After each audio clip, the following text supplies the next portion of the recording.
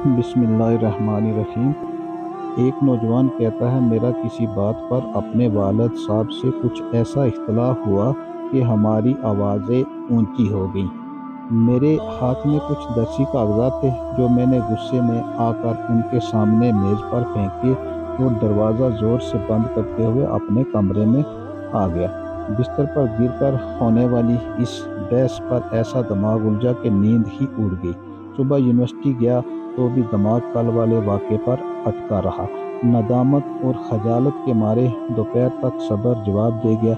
मैंने mobile phone निकाला और अपने अब्बा जी को यूं पैगाम भेजा, अब्बा जी, मैंने कहावत सुन रखी है कि पाँव का तलवा पाँव के ऊपर के हिस्से से ज़्यादा नरम होता है। घर आ रहा हूँ, कदम बोसी करने दीजिएगा ताकि कहावत की तस्दीक हो सके। मैं जब घर पहुँचा तो अब्बा जी सैन में खड़े मेरा ही इंतज़ार कर रहे थे।